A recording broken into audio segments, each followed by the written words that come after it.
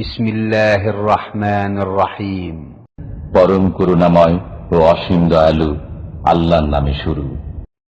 ومن أحسن قولا ممن دعا إلى الله وعمل صالحا وقال إنني من المسلمين। একদিন চলে যাব আমরা সবাই, থাকবো না আমরা কেহ, শুধু মাটির নিচে পড়ে রবে দেহ, শুধু মাটির নিচে পড়ে রবে দেহ। একদিন চলে যাব আমরা সবাই, থাকবো না আমরা কেহ, শুধু মাটির নিচে পড়ে রবে দেহ, শুধু মাটির নিচে পড়ে রবে দেহ। আসসালামু আলাইকুম ওয়া রাহমাতুল্লাহি ওয়া বারাকাতুহু। বিসমিল্লাহির রহমানির রহিম। আলহামদুলিল্লাহি রাব্বিল আলামিন ওয়াস সালাতু ওয়াস সালামু আলা সাইয়্যিদিল মুরসালিন নবিয়িনা মুহাম্মদ ওয়া আলা আলিহি ওয়া সাহবিহি আজমাইন, আম্মা বাদ। ফাউযু বিল্লাহি মিনাশ শাইতানির রাজীম। বিসমিল্লাহির রহমানির রহিম।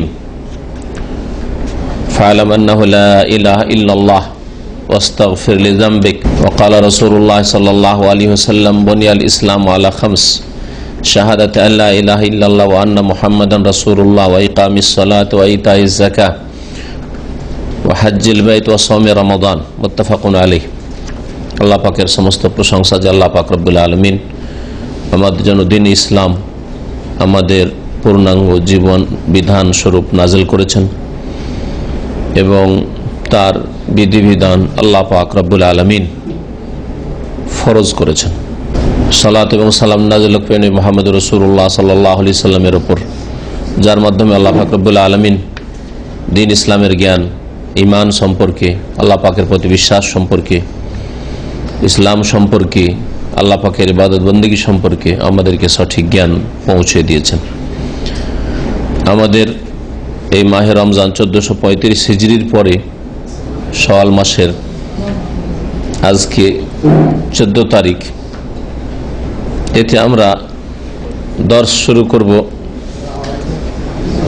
গুরুত্বপূর্ণ কিছু বিষয় যেগুলো সম্পর্ক পবিত্রতার সাথে এবং সালাতের সাথে, বিশেষ করে এই দুটি বিষয়। এই রাকা ইসলামিক সেন্টারের আশেপাশে যেসব ভাইরা থাকেন, বিশেষ করে সেসব ভাইদের উদ্দেশ্যে এই দর্স। আর তারপরে এতে অংশ নিতে পারে দামামের ভাইরা, খবরের ভাইরা, দুটো শহর রাকার দুই পাশে। এছাড়া যে কোনো এলাকার মানুষ যারা এখানে পৌঁছিতে পারে সরাসরি অথবা অনলাইনেও আমাদের ক্লাসে অংশ নিতে পারে, যেমন আমাদের ভাইরা প্রচার করছেন। আমাদের গত বছরের দর্সের সাবজেক্ট ছিল তৌহিদ। কিতাব ছিল, যে কিতাব থেকে দর্স হয়েছে তার অধিকাংশ চ্যাপ্টারগুলি সেটা ছিল কিতাবুত তৌহিদ, আল্লাহ পাকের একত্ব সম্পর্কে এবং তৌহিদ পরিপন্থী যে বিষয়গুলি, শিরক কুফরি, এই বিষয়গুলি সম্পর্কে। তো আশা করি তৌহিদ সম্পর্কে যতটুকু জানা হয়েছে, যদি নিয়মিত কেউ এই ক্লাস করে থাকে তো তাদের জন্য আশা করি যথেষ্ট তৌহিদ জানার জন্য এবং তৌহিদ যেসব কথা কাজে নষ্ট হয়, ঈমান ভঙ্গ হয়ে যায়, সেসব বিষয় জানার জন্য। তৌহিদ জানার পরে যে বিষয়টি জানা অত্যন্ত জরুরি তা হচ্ছে ইবাদত বন্দেগী। আল্লাহ পাকের একত্ব জানলেন, তো আল্লাহ পাক যখন একক মাবুদ আপনার, তার ইবাদত বন্দেগী কেমন করে করবেন। ইবাদতের মধ্যে গুরুত্বপূর্ণ ইবাদত মুসলিম জীবনে প্রতিদিন 5 বার হচ্ছে 5 ওয়াক্ত সালাত, যা আল্লাহ পাক ফরজ করেছেন। এই 5 ওয়াক্ত সালাত ছাড়া ইসলাম থাকে না, ইসলামের বাস্তবায়ন হয় না। যার সালাত আছে তাওহীদের পরে তার ইসলাম আছে, যার 5 ওয়াক্ত নামাজ নেই তার ইসলাম নেই। দাবি করলে শুধু ইসলাম পাওয়া যায় না, কারণ আল্লাহ পাকের দ্বীন ইসলাম আল্লাহ পাক যেভাবে পালন করতে বলেছেন সেইভাবে পালন করতে, তাহলে মুসলিম হয়ে যাবে। আর এই সালাত আদায়ের জন্য পূর্ব শর্ত যেহেতু তাহারাত, পবিত্রতা, ওযু, গোসল, তায়াম্মুম, এই বিষয়গুলি নিয়ে এই বছরে আলোচনা হবে। বিশেষ করে নতুন ভাইদের জন্য এই বিষয়গুলি জানা জরুরি, কারণ ওযুর মধ্যে আমাদের ভুল আছে, গোসলে অনেকের ভুল আছে, তায়াম্মুমে ভুল আছে, নামাজে ভুল আছে, যেটা মুখ্য ইবাদত প্রতিদিন 5 বার আদায় করছেন অথচ ভুল নামাজ পড়ছেন। তরিকার ক্ষেত্রে, আদায়ের ক্ষেত্রে, তার ইত্যাদি বিভিন্ন দিক রয়েছে নামাজের, সেসব দিকের ক্ষেত্রে। সেই জন্য এই বিষয়গুলি নিয়ে বিশেষ করে আলোচনা হবে। যে কিতাব থেকে দর্শ করব সামনে রেখে, এটা হচ্ছে মূল কিতাব, কিন্তু আমাদের আলোচনা এই কিতাবের বাইরেও অনেক আলোচনা আসবে, কারণ কোন একটা কিতাব সম্পূর্ণ নয় একটা বিষয়ের উপর। এই জন্য আমরা বিষয়টাকে কমপ্লিট করার জন্য অন্যান্য কিতাবের সাহায্য নেব, যাতে করে আমাদের আলোচনাটা পূর্ণতা লাভকারী, পুরোপুরি বিষয়টা ফুটে ওঠে সবার সামনে। যতটুকু কিতাবের মধ্যে আছে তা আছে। আর এই কিতাবটার মূল কিতাব যেটা আদ-দুরুসুল মুহিম্মা লিআম্মাতিল উম্মাহ, জনসাধারণের জন্য, সাধারণ উম্মতের লোকের জন্য গুরুত্বপূর্ণ শিক্ষা বা গুরুত্বপূর্ণ দর্শসমূহ, এটার অনুবাদ একটা আমি করেছি, যেটা আজকে নিয়ে আসা সম্ভব হয়নি। আর একটা অনুবাদ রিয়াজের এক ভাই করেছেন, রাহিমাহুল্লাহ, ইন্তেকাল করেছেন, শেখ রাকিবউদ্দিন সাহেব। তো সেটা আজকে নিয়ে আসা হয়েছে, আপনারা ওইটাকে সামনে রাখতে পারবেন। ওতে মৌলিক বিষয়গুলি, পয়েন্টগুলি আছে, ব্যাখ্যা, বিশ্লেষণ, তাফসীর আমি ইনশাআল্লাহ তাআলা আপনাদের সামনে করব। তার মধ্যে আমি আরবি কিতাব থেকে আলোচনা করছি। কিতাবটি, মূল কিতাবটি আরবি ভাষায় শেখ আল্লামা ইমাম আব্দুল্লাহ ইবনে বাজ রাহিমাহুল্লাহ তাআলা, যিনি বিগত প্রধান মুফতি ছিলেন সৌদি আরবের এবং মদিনা ইউনিভার্সিটির, মদিনা ইসলামিক বিশ্ববিদ্যালয়ের এক সময় তিনি, বরং মদিনা ইসলামিক বিশ্ববিদ্যালয়ের প্রথম যুগেই তিনি চ্যান্সেলর ছিলেন। তো তার কিতাব থেকে আলোচনা হবে, দুরুস মুহিম্মা। এই কিতাবের আমার আরবি কিতাবে 5ম পাঠ আদ-দারসুল খামিস, হয়তো ওতে বাংলা যে বইটা আপনাদের কাছে আছে নাও মিলতে পারে, সেটাতে 12 পৃষ্ঠা আছে। 12 পৃষ্ঠায়, তবে যে আলোচনা দিয়ে শুরু করব সেই আলোচনাটা ওই কিতাবে জানি না উল্লেখ করিনি হয়তো। সেটা হচ্ছে ইসলামের রোকন সমূহ, ইসলামের স্তম্ভগুলি, আর তারপরে আলোচনা শুরু হবে শুরুতুস সালাহ, সালাতে নামাজের শর্তাবলী। নামাজের শর্তাবলী এটা 12 পৃষ্ঠায় হয়তো আছে। তো লেখক এখানে বলছেন আদ-দারসুল খামিস, 5ম পাঠ, আরকানুল ইসলাম ওয়াহিয়া খামসা, ইসলামের খুঁটি সমূহ বা ইসলামের পিলার। রুকনের জমা হচ্ছে আরকান, রুকন মানে হচ্ছে স্তম্ভ, রুকন মানে হচ্ছে খুঁটি, রুকন মানে পিলার। ইসলামের কিছু স্তম্ভ রয়েছে, সেগুলি হচ্ছে ওয়াহিয়া খামসা, 5টি। মনে রাখবেন, ইসলামের স্তম্ভ হচ্ছে কয়টি? 5টি। আর দিন, ইসলামের সাথে সম্পর্কিত আর একটি পরিভাষা রয়েছে, সেটা হচ্ছে ঈমান। সেটা হচ্ছে ঈমান। ঈমানের স্তম্ভ কয়টি? ঈমানের শাব্দিক অর্থ কি আর কেউ বলবে? নতুন ভাইরা, পেছন দিক থেকে নতুন ভাইরা বলবেন, ঈমানের শাব্দিক অর্থ কি? ঈমান মানে কি? বিশ্বাস। ঈমান মানে বিশ্বাস। কেউ ইসলাম মানে কি? ইসলামের মানে হচ্ছে বালামান আসলাম ওয়াজহাহু লিল্লাহ। বালামান আসলাম মানে কি? আত্মসমর্পণ, সারেন্ডার করা। ইসলাম মানে হচ্ছে আসলামা ইউসলামা, ইসলামান মে ইস্তিসলামা, ইনকিয়াদ, আত্মসমর্পণ করা, শির নত করা, মেনে নেয়া, এগুলি অর্থ বলতে পারেন। আত্মসমর্পণ সহজ ভাষা, এক ভাষা বলুন, আত্মসমর্পণ করা। বিশ্বাস করা কি দিয়ে হয়? মুখ দিয়ে না হাত দিয়ে, চোখ দিয়ে, অন্তর দিয়ে। তাহলে ঈমানের সম্পর্ক হৃদয়ের সাথে, অন্তরের সাথে। ঈমানের সম্পর্ক কিসের সাথে? বিশ্বাসের সম্পর্ক। ঈমান মানে বিশ্বাস, বিশ্বাসের সম্পর্ক কিসের সাথে? হৃদয়ের সাথে। অন্তর দিয়ে বিশ্বাস করবেন, আমানতু বিল্লাহি, আল্লাহর প্রতি ঈমান রাখি, ওয়া মালাইকাতি, তার ফেরেশতাগণের প্রতি বিশ্বাস রাখি, ওয়া কুতুবিহি, আল্লাহ পাকের নাযিলকৃত কিতাব সমূহের প্রতি বিশ্বাস রাখি, ওয়া রাসূলি, তার রাসূলগণের প্রতি বিশ্বাস রাখি, ওয়াল ইয়াউমিল আখির, পরকালের প্রতি বিশ্বাস রাখি, ওয়াল কাদরি খাইরি ওয়া শাররি, ভালো মন্দ তাকদীরের প্রতি বিশ্বাস রাখি। বিশ্বাস, ঈমান। ঠিক আছে? ঈমানের স্তম্ভ 6টি। ইসলামের স্তম্ভ, ইসলাম মানে কি বললাম? আত্মসমর্পণ করা। আত্মসমর্পণ অন্তর দিয়ে হয় শুধু, নাকি অন্য কিছু দিয়ে হয়? হ্যাঁ, কি দিয়ে হয়? অঙ্গ প্রত্যঙ্গ দিয়ে। অঙ্গ প্রত্যঙ্গ বলে সব শামিল। হ্যাঁ, সব শামিল। প্রথম মানুষ যে আত্মসমর্পণ করে মন থেকে, মনে প্রাণে, তাহলে হৃদয় ওতে সামিল আছে। অঙ্গ প্রত্যঙ্গের মধ্যে একটা অঙ্গ হচ্ছে কলব, হার্ট। অঙ্গ প্রত্যঙ্গ, প্রত্যেকটি অঙ্গ প্রত্যঙ্গ, জবান, বাকশক্তি, হ্যাঁ, হাত, পা, চক্ষু, মাথা, সবকে শিরনত করে মেনে না আত্মসমর্পণ করা। তো ইসলাম তাহলে ইমানের সম্পর্ক ভিতরের সাথে। ইমানের সম্পর্ক কিসের সাথে? ইমান মানে যখন যেহেতু বিশ্বাস, সেজন্য ইমানের সম্পর্ক কিসের সাথে? ভিতরের সাথে। আপনার মধ্যে ইমান আছে না নেই, এটা কি করে প্রকাশ পাবে? এটা প্রকাশ পাবে আত্মসমর্পণের মাধ্যমে, ইসলাম পালনের মাধ্যমে, অঙ্গ প্রত্যঙ্গ দিয়ে প্রকাশ পাবে। আর অঙ্গ প্রত্যঙ্গের মুখ্য ইবাদত হচ্ছে কালেমায়ে শাহাদাত। মুখে উচ্চারণ করে দেখেন, কালেমায়ে শাহাদাত প্রথম ইসলামের স্তম্ভ, শাহাদাত মুখে বলছেন, তাহলে অঙ্গ প্রত্যঙ্গ দিয়ে আত্মসমর্পণ করছেন। আশহাদু, আমি সাক্ষী দিচ্ছি, আল্লাহ ইলাহা ইল্লাল্লাহ ওয়া আন্না মুহাম্মাদুর রাসূলুল্লাহ। আপনার মুখে জবানে আত্মসমর্পণ করল। তারপরে 5 ওয়াক্ত নামাজ পড়ে আত্মসমর্পণ করলেন যে আমি দিন ইসলাম মানি, আমি দিন ইসলাম মেনে চলি। এটা হচ্ছে ইসলাম।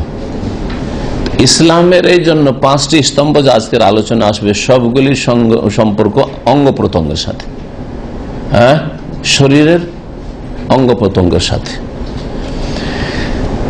তো লেখক বলছেন যে ইসলামের স্তম্ভ হচ্ছে 5টি। প্রথম হচ্ছে শাহাদাতে আল্লাহ ইলাহা ইল্লাল্লাহ, এই কথার সাক্ষ্য প্রদান করা। বলবেন না শুধু কালেমা, দেশি তরিকা বাদ দেন, শিখেন, ভালো করে শিখেন, সূক্ষ্ম কথা শিখেন এবং যুক্তিসঙ্গত সায়েন্টিফিক কথা শিখেন। যা শিখবেন ইলমি কথা শিখেন, জি, কোরআন এবং হাদিস ভিত্তিক কথা শিখেন। নবী সাল্লাল্লাহু আলাইহি ওয়াসাল্লাম শাহাদাত শব্দটি ব্যবহার করেছেন, উইটনেস, সাক্ষী দেওয়া। শাহাদাতে আল্লাহ ইলাহা ইল্লাল্লাহ, এই কথার সাক্ষ্য প্রদান করা যে আল্লাহ ছাড়া কেউ সত্য মাবুদ নেই। লা ইলাহা ইল্লাল্লাহ মানে আল্লাহ ছাড়া কোনো সত্য মাবুদ নেই। আল্লাহ ছাড়া বাকি যদি মাবুদ, উপাস্য কেউ যদি মানে আর কারো যদি উপাসনা করে, সেটা সত্য নয়, সেটা মিথ্যা, আর তারা মিথ্যাবাদী, আর তাদের ধর্ম মিথ্যা। আল্লাহর ইবাদত ছাড়া কোনো ধর্মের ইবাদত, অন্য কারো ইবাদত সত্য নয়, মিথ্যা, বাতিল। লা ইলাহা ইল্লাল্লাহ মানে এই কথা ঘোষণা করছেন। আপনি যদি বলেন আমি লা ইলাহা ইল্লাল্লাহ পড়ি, কিন্তু আমি এই কথা বলতে পারি না যে বাকি অন্যান্য ধর্মের পূজা পাঠ এগুলি বাতিল, কথা বলতে পারেন, তাহলে আপনি লা ইলাহা ইল্লাল্লাহর সাথে সাথে ধ্বংস করলেন। আপনার লা ইলাহা ইল্লাল্লাহ কোটি কোটি বার দিনে পড়লে কোনো কাজে আসবে না। লা ইলাহা ইল্লাল্লাহ পড়া মানে এই কথা ঘোষণা করা যে আল্লাহ ছাড়া কোনো সত্য মাবুদ নেই, শুধু আমার না, সারা বিশ্বের। এই কথা না যে আমার সত্য মাবুদ নেই আর বাকি তোমাদের আছে, তোমাদের কি আছে, বাতিল আছে তোমাদের। এটা হচ্ছে লা ইলাহা ইল্লাল্লাহর অর্থ।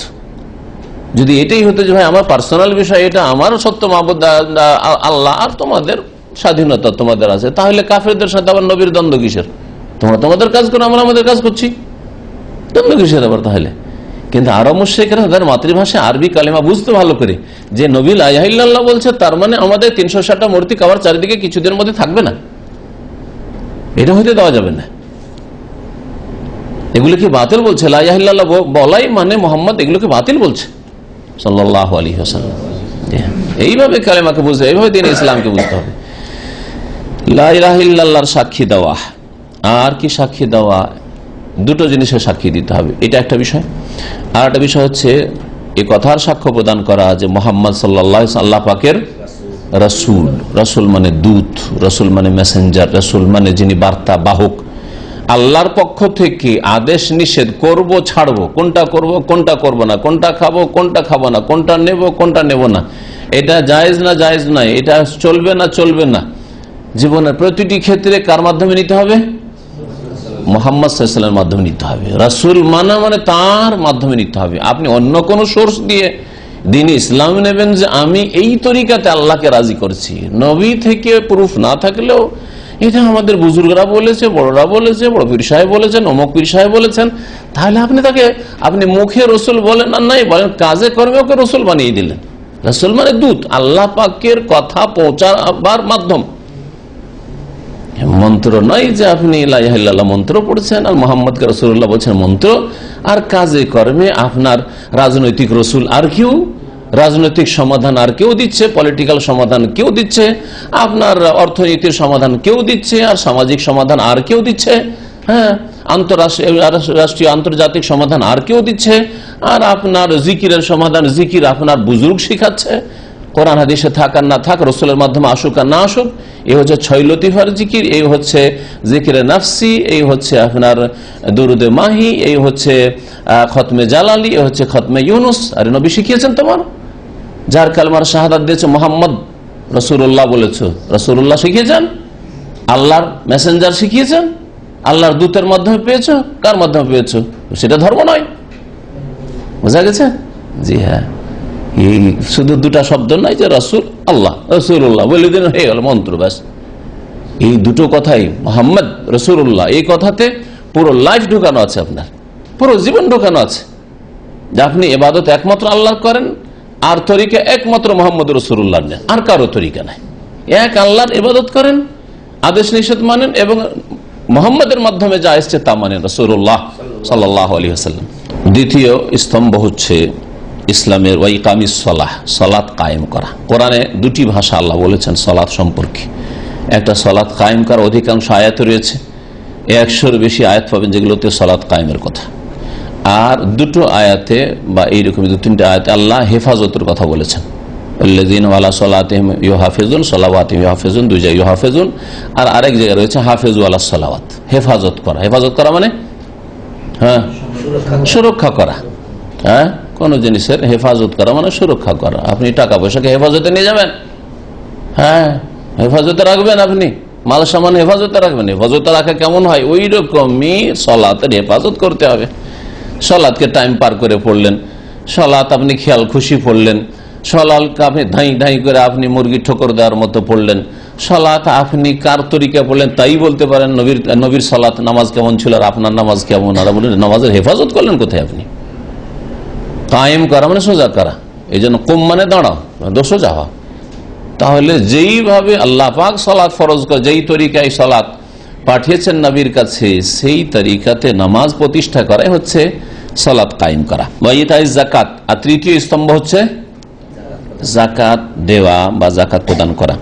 চতুর্থ স্তম্ভ হচ্ছে ওয়াসওমে রমজান, রমজান মাসে রোজা রাখা। পঞ্চম স্তম্ভ হচ্ছে ওয়াহজ্জু বাইতুল্লাহিল হারাম, বাইতুল্লাহিল হারাম আল্লাহ পাকের সম্মানিত ঘরের হজ করা। লিমান ইসতাতা ইলাইহি সাবিলা, যে এই রাস্তা খরচের সামর্থ্য রাখে, মক্কা পর্যন্ত পৌঁছার, কাবা ঘর পর্যন্ত পৌঁছার যার শক্তি সামর্থ্য রয়েছে, শারীরিক সামর্থ্যের সাথে সাথে আর্থিক সামর্থ্য রয়েছে। যদি আর্থিক সচ্ছলতা থাকে যে মক্কা পৌঁছিতে পারবে কিন্তু শারীরিক সামর্থ্য নেই, তাহলে হজে বদল করাবে। এই ছিল ইসলামের কি স্তম্ভ 5টি। এর দলিল সম্পর্কে নবী করিম সাল্লাল্লাহু আলাইহি ওয়াসাল্লামের সহিহ বুখারী মুসলিমের হাদিস এখানে ভাষ্যকার পেশ করেছেন।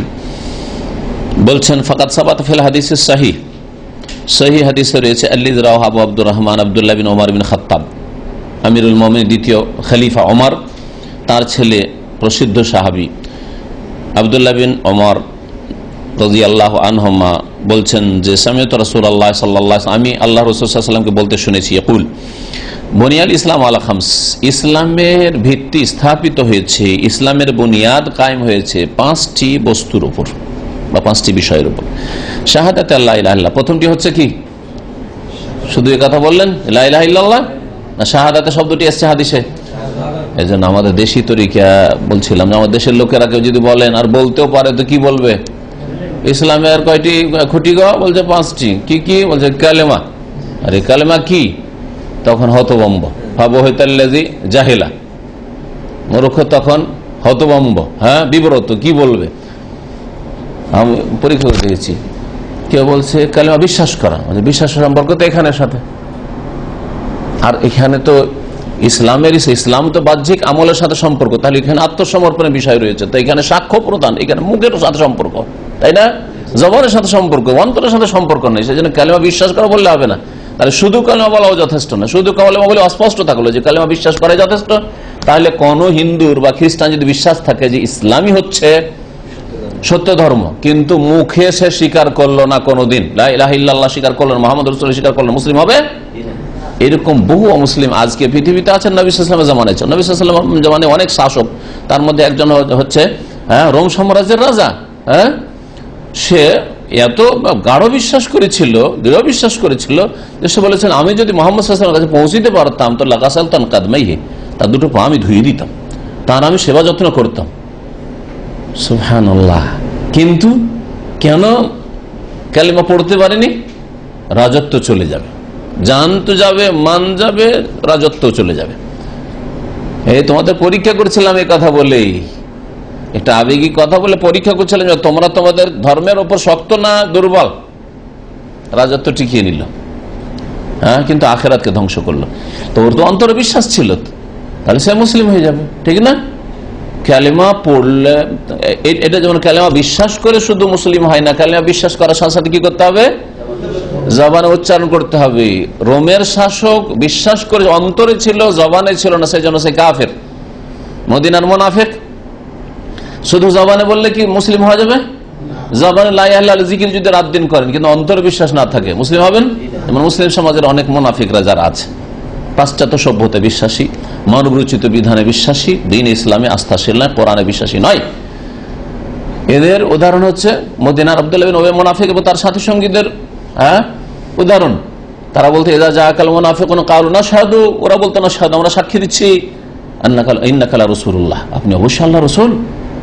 লা ইলাহা ইল্লাল্লাহ সাক্ষী দিত, মুহাম্মদ রাসূল সাক্ষী দিত, কিন্তু এই সাক্ষী দিয়ে তারা মুসলিম হয়েছে। মুনাফিক কেন মুনাফিক? অন্তরে বিশ্বাস ছিল না। তাহলে দুটোই লাগবে, অন্তরে বিশ্বাস লাগবে আর মুখে লাগবে। দুটোর একটা থাকলে, যদি অন্তরে বিশ্বাস থাকে আর মুখে স্বীকার না করে, তাহলে রোমের শাসক যেমন কাফের হয়ে মারা গেছে, ওইরকম কাফের, অন্তরে বিশ্বাস কিন্তু মুখে স্বীকার করেনি। অন্তরে বিশ্বাস নেই, অবিশ্বাস, কিন্তু মুখে স্বীকার করে, হ্যাঁ আমি বলছি লা ইলাহা ইল্লাল্লাহ, আমি নামাজ পড়ছি, নামাজ রোজা সব যদি করে, তাহলে তাকে কি বলবেন? অন্তরে যদি বিশ্বাস না থাকে তাহলে মুনাফিক। আর মুসলিমকে অন্তরে বিশ্বাস আছে আর মুখে স্বীকারও করে আর কাজে পরিণত করে, কাজে পরিণত করে। আর বিশেষ করে 5 ওয়াক্ত নামাজ পড়ে কমপক্ষে তার ইসলামের পুরো প্রমাণ পেশ করে।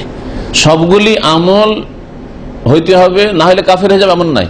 ওইটা হচ্ছে খারেজিদের মত। যদি ওইটা বলেন তাহলে এই হবে যে তাহলে কেউ যদি একটা রোজা ছাড়ে তাহলে কাফের হয়ে যাবে, হ্যাঁ, কেউ যদি চুরি করে তাহলে কাফের হয়ে যাবে, কেউ যদি মদ খায় তো কাফের হয়ে যাবে না, ও গুনাহগার কিন্তু মুসলিম, অসম্পূর্ণ মুসলিম।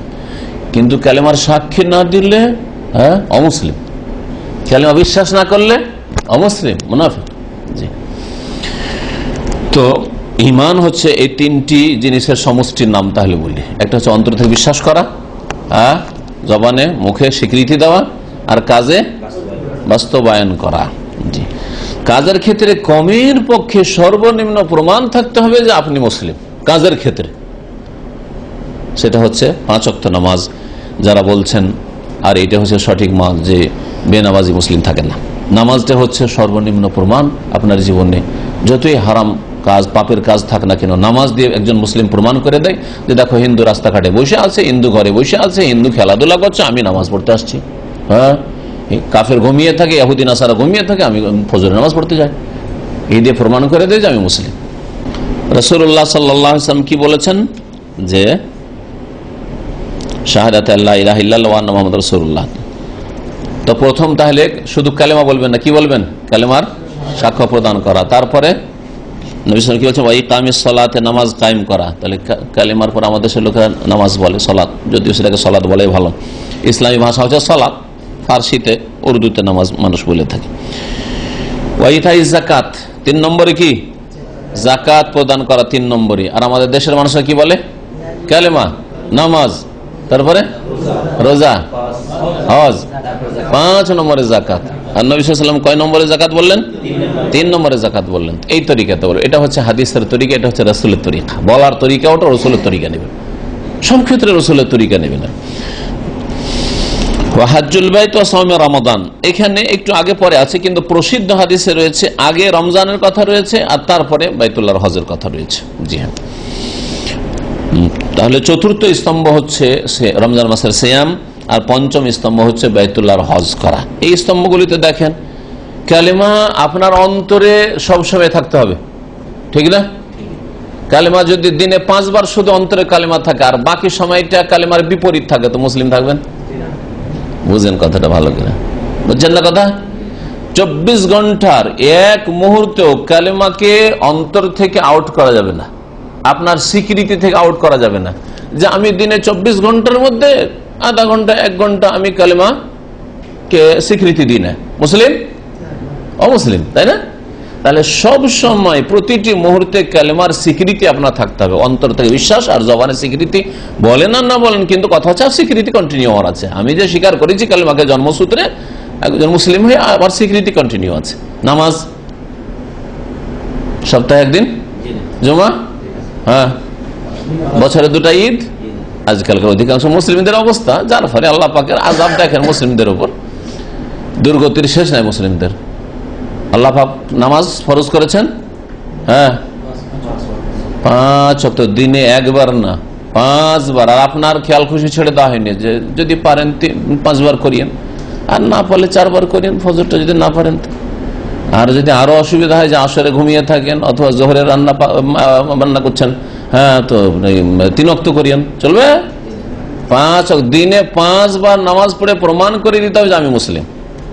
দেখেন, যেগুলো আগে উল্লেখ করা হয়েছে ওগুলোর গুরুত্ব বেশি।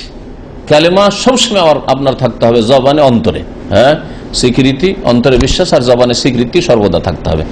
নামাজ 5 ওয়াক্ত 5 বার পড়ে দিলে আপনার ফরজ আদায় হয়ে গেল।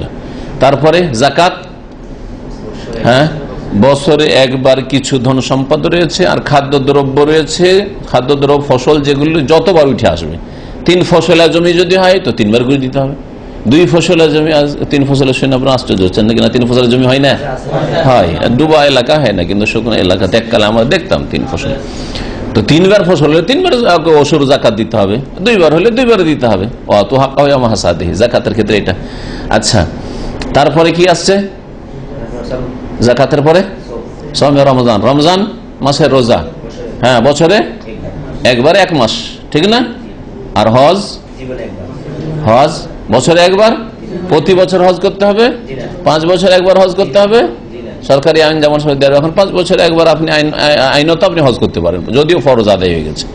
তো এটা কি ইসলামী আইন যে 5 বছর করতে হবে? না, তারপরে সরকার আপনাকে ছাড় দিচ্ছে, তো প্রতি বছর আপনাকে নিষেধ করেছে, এটা কোনো অপরাধের কথা না, বরং অন্য ভাইদেরকে সুযোগ দেওয়া হচ্ছে, অন্য বোনদেরকে সুযোগ দেওয়া হচ্ছে যারা জীবনে একবারও করতে পারেনি। আলহামদুলিল্লাহ, আপনি একবার করে ফেলেছেন। 5 বছর একবার প্রবাসী এখানে আছেন অথবা এখানকার স্থানীয় নাগরিক, আপনি 5 বছর একবার করেন, প্রতি বছর করে তো অন্যদের জন্য আপনি সমস্যার সৃষ্টি করে দেবেন। যাক, তাহলে হজটা জীবনে একবার ফরজ, দেখলেন। আর হজকে যদি আগে বলবেন কালেমা, নামাজ, রোজা, হজ, যাকাত, যাকাত যেটা বছরে 2 ফসল 3 ফসলে ফরজ, সেটাকে 5 নম্বর ঠেলে দিলেন। আর আপনি জীবনে একবার যেটা হওয়ার ফরজ সেটাকে আগে নিয়ে চলবে। লা ইলাহা ইল্লাল্লাহ আর মুহাম্মাদুর রাসূলুল্লাহ, এই 2টো পার্ট কালেমা রয়েছে, 2টো অংশ, এই 2টো অংশের সাক্ষ্য প্রদান করতে হবে। সহিহ মুসলিমের রিওয়ায়াতে রয়েছে বুনিয়াল ইসলাম আলা খামস, আর তারপরে আলা আনতু আহিদাল্লাহ আযজা ওয়া জাল্লা, আল্লাহর একত্ব প্রতিষ্ঠা করবে। তাওহীদের কথা ওখানে রয়েছে। অনেকেই তাওহীদের কথা বললে গায়ের জ্বালা হয় অনেকের, কার বিশেষ করে যাদের মধ্যে শিরক বিদআত রয়েছে। কবর মাজার ভক্ত যারা তাওহীদের কথা শুনলে নাক ছিটকান দেয়, ওদেরকে ফজিলত শোনান, গাড়ির নেকির কথা শোনান, খুব খুশি, হ্যাঁ, কিন্তু যদি তাওহীদের কথা শোনান তো কষ্ট পায়। দেখেন নবী সাল্লাল্লাহু আলাইহি ওয়াসাল্লামের হাদিস, যেটা ইসলামের বুনিয়াদ, প্রথম বুনিয়াদে কি বলা হচ্ছে? আলা আনতু আহিদাল্লাহ, শাহাদাত আল্লা ইলাহা ইল্লাল্লাহ ওয়া আন্না মুহাম্মাদুর রাসূলুল্লাহ। এর বিকল্প বাক্য হিসাবে সহিহ মুসলিমের হাদিসে বর্ণিত হয়েছে আলা আনতু আহিদাল্লাহ, আল্লাহর তাওহীদ প্রতিষ্ঠা করা। তাওহীদ মানে লা ইলাহা ইল্লাল্লাহ, এক আল্লাহর ইবাদত বন্দেগী ছাড়া কারো ইবাদত বন্দেগী নেই। আর রসুলের ক্ষেত্রে আপনার তাওহীদ থাকতে হবে। আপনার 1 রসুল, 2 রসুল, 3 রসুল না, 4 রসুল না, যে ইসলামকে 4 ভাগে ভাগ করে নেবেন, 4 তরিকায় ভাগ করে নেবেন। এটা হচ্ছে নকশবন্দি তরিকা, তো এটা হচ্ছে কাদেরি তরিকা, তো এটা বা অমুক তরিকা। আর একটা বর্ণনায় রয়েছে আলা আনতু আহিদাল্লাহ, আল্লাহ পাকে তাওহীদ প্রতিষ্ঠা করবে। তাকফুরা বিমা দুনাহু, আল্লাহ ছাড়া যা কিছু আছে সেগুলিকে অস্বীকার করবে। আল্লাহ ছাড়া কেউ যদি গাছের পূজা করে, অস্বীকার। গঙ্গা যমুনার হিন্দুরা পূজা করে, অস্বীকার। হ্যাঁ, গরুর পূজা করে, অস্বীকার। হ্যাঁ, সূর্য চন্দ্রের পূজা করে, অস্বীকার। কবর মাজার পূজা করে, অস্বীকার। হ্যাঁ, দুর্গার পূজা করে, অস্বীকার। দরগার পূজা করে, অস্বীকার। জীবিতের পূজা করে, মৃতের পূজা করে, অস্বীকার। তাকফুরা বিমা দুনাহু, তাহলে এটা আবশ্যক তাওহীদ প্রতিষ্ঠার জন্য। আর এই নয় যে আপনার তাওহীদও আছে, শিরকও আছে। যেমন আজকাল মুসলিম জীবনে তাওহীদের ইসলামেরও কাজ, আল্লাহর কাছেও চাইছে, আর বালা মুসিবত হলে মাজারেও চাইছে, তো মুসলিম থাকবে না। হাদিস কি প্রমাণ করে? আল্লাহ আল্লাহর তৌহিদ প্রতিষ্ঠা করে, একত্ব প্রতিষ্ঠা করবে। অতাকফরা বিমা দুনাহু, আল্লাহ ছাড়া যা কিছু রয়েছে, যেসবের কাছে এক শ্রেণীর লোকেরা চেয়ে থাকে, পেয়ে থাকে, মনে করে দেবে, মনের আশা পূরণ করবে, তাকে অস্বীকার করবে। কাফারা মানে অস্বীকার করা। তো আল্লাহর প্রতি ঈমান নিয়ে আসতে হবে, আর তাগুতকে অস্বীকার করতে। কোরআনে যে বলা হয়েছে ওই কথা যেন এই হাদিস বলা হয়, ফামান ইয়াকফুর বিত-তাগুত ওয়া ইউমিন বিল্লাহ, যারা তাগুত আল্লাহ ছাড়া অন্যকে অস্বীকার করবে, ওয়া ইউমিন বিল্লাহ, আল্লাহর প্রতি ঈমান নিয়ে আসবে। তো আল্লাহর প্রতি ঈমান কমপ্লিট করার জন্য প্রথম মগজকে শিরক থেকে খালি করতে হবে, ভাইরাস মুক্ত করতে হবে, তাগুত মুক্ত করতে হবে, যেমন আল্লাহ পাক বলেছেন। আর এ কথাই লা ইলাহা ইল্লাল্লাহতে শেখানো হয়েছে। আপনি লা ইলাহা ইল্লাল্লাহ কালিমার উপরে একটু আপনি গভীরভাবে চিন্তা করেন, তাতে কি রয়েছে? দুটো অংশ রয়েছে। একটা হচ্ছে নেগেটিভ অংশ, লা ইলাহা ইল্লাল্লাহর অংশ, আর একটা ইল্লাল্লাহর অংশ। লা ইলাহা মানে কি? কোনো এলাহ নেই। তাহলে আপনি মগজকে ধোলাই করেন, সাফ করেন। আমার মগজে কোনো এলাহ নেই, স্টপ করিয়েন না, ইল্লাল্লাহ, আল্লাহ ছাড়া। ক্লিন করে দিলাম বাতিল এলাহ মাবুদ থেকে, আর তারপরে আল্লাহকে রাখলাম এখানে। ক্লিন করে দিলাম হৃদয়কে দরগা থেকে, দুর্গা থেকে, তারপরে আল্লাহকে রাখলাম। এটা হচ্ছে লা ইলাহা ইল্লাল্লাহ।